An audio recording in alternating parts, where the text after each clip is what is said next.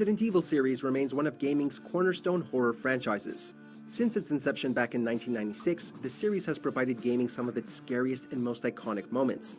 But perhaps none are as scary as the Mr. X chases through 2019's remake of Resident Evil 2. The Resident Evil series had done this before, perhaps most famously in Resident Evil 3 Nemesis, which sees the titular character chasing you throughout the streets of Raccoon City.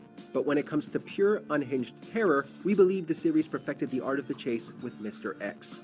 Before we get into the deep dive, once you're done watching, head on over to WatchMojo to see our full top 10 list on this topic.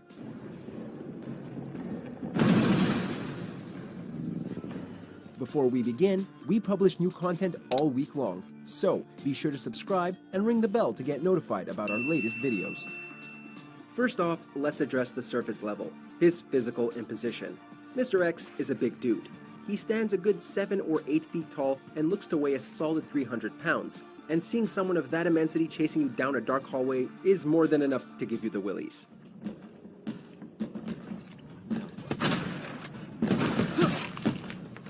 But there's a lot more to his physical appearance than just his height and weight. His white, expressionless, very inhumane face is terrifying, and his black coat both masks his true appearance and gives him an air of the uncanny valley. You know this thing is not human, but the sophisticated outfit is certainly doing all it can to mask that unsettling reality. There's also the sound design to examine.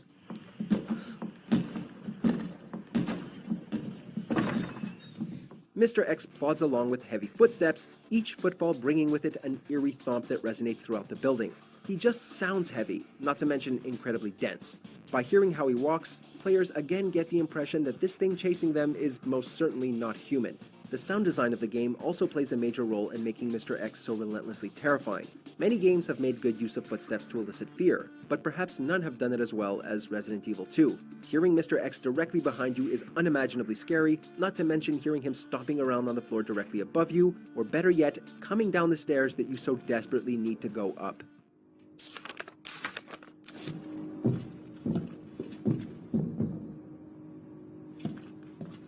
Which brings us to another facet of his brilliance, the ability to come out of nowhere. Tension has always played an important role in the Resident Evil franchise, and Resident Evil 2 is rife with nigh unbearable tension. Most of that has to do with looking for Mr. X, as he has a penchant to appear out of nowhere, whether that be from around a corner when your guard is down, or coming down a flight of stairs as you ascend. The game is usually pretty good at warning the player of his presence, but there's always the odd time where you turn a corner, only to be greeted by a particular fedora and music cue. Give me a break! The music plays another important role in Mr. X's imposing presence. He is always accompanied by a specific music cue, and the music that plays throughout his chases is really freaky. It has a very cold and industrial sound to it, sort of Marilyn Manson mixed with 9 Inch Nails. Jesus, stay back! It comes complete with booming, thumping noises that mirror Mr. X's relentless footsteps, piercing sounds like knives being dragged across metal, and even what sounds like a ticking clock, an eerie reminder that your time might be up and that Mr. X will never stop. It's a brilliant piece of music, and it really helps give the Mr. X chases a distinct and utterly unwelcoming personality.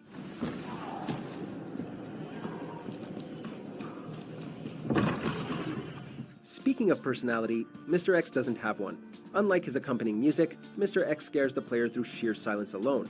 There's a reason that many slasher villains including Jason and Michael are silent. It's just way creepier than speaking, and it makes them seem more inhumane. Like death itself approaching, rather than just another psychopath.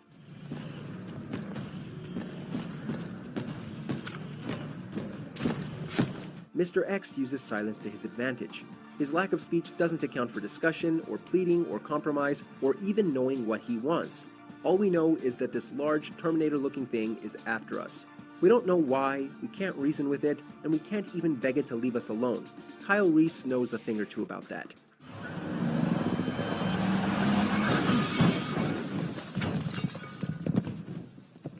And much like the Terminator himself, Mr. X is nigh unstoppable. Sure, you can fight back, but it won't do you a lick of good, and it'll only serve to waste your precious ammunition. It's different because players are used to Resident Evil villains being killable. Even the freakiest and deadliest of enemies have a weak spot, and even if it takes a large chunk of your ammunition, you can take it down. But not Mr. X. The game encourages you to run and hide from X, not fight.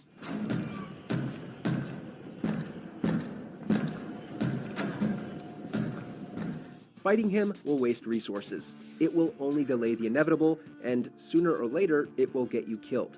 The fact that he is quite literally unstoppable makes him far more of an imposing and dangerous monster than anything before seen in the Resident Evil universe. Even the more gung-ho Rambo-esque players who use ammo liberally and without second thought are powerless against Mr. X. And because the game forces you to run away, it in turn strips away your power and your agency, and there's nothing scarier than feeling utterly alone, helpless, and defenseless.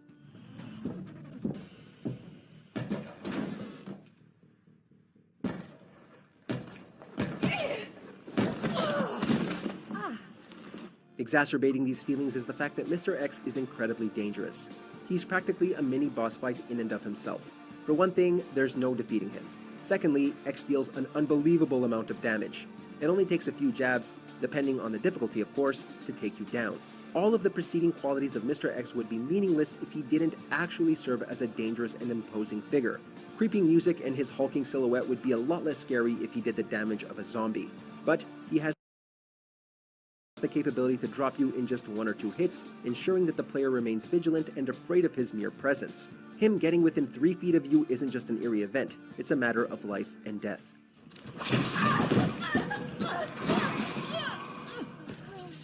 And finally, we come to the biggest reason for what makes Mr. X so scary: the primal fear of being chased